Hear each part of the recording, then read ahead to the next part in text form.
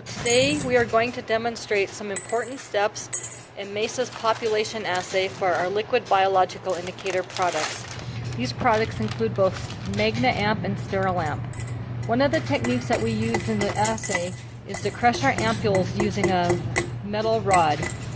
Our analyst has placed 4 ampules of MagnaAmp in a sterile bottle and is using a sterile rod to crush the ampules.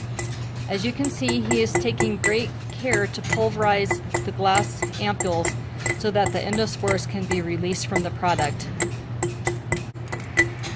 Also note he has placed the bottle on some paper towels. This will reduce the likelihood of the bottle breaking during this process. When he is done crushing the ampules, they should be very pulverized and look like this. The next step is to add sterile water to the bottle. Our analyst is going to use a sterile pipette to do this.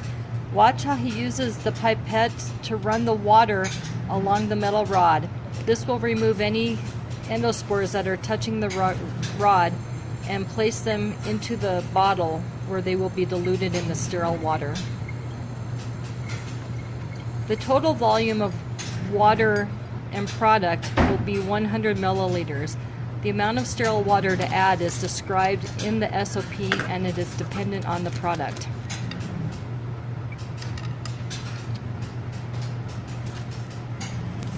The analyst is going to use another sterile pipette to add the remainder of the water to the bottle.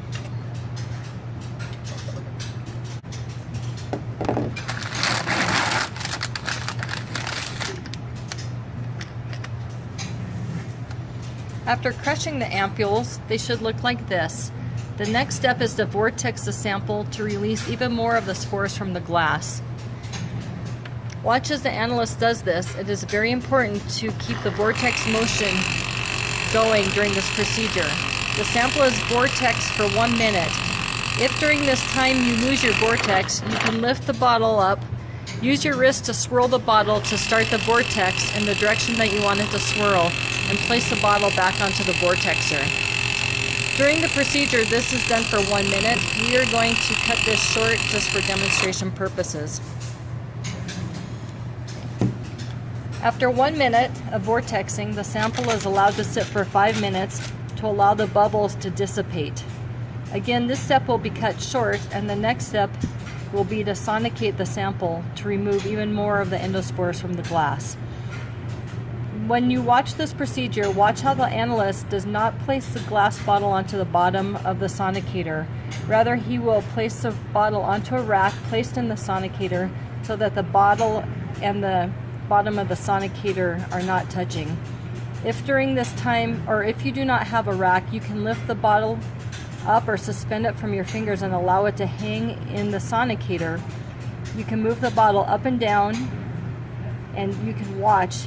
When the sonication is effective, you will notice a glass dancing across the bottom of the bottle.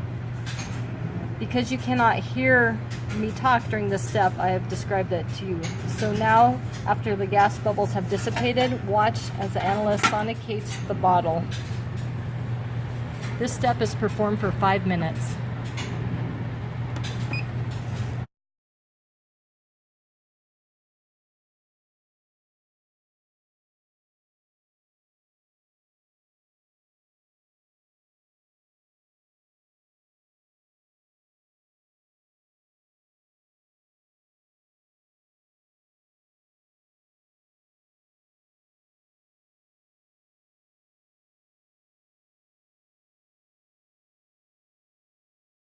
After 5 minutes, remove the bottle.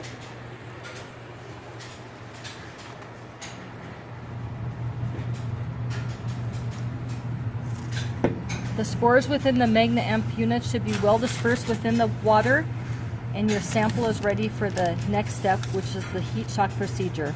You may remove your sample from this bottle, place it into your tube for heat shocking. After heat shock, continue your population assay by performing a dilution series and plating your sample. Thank you.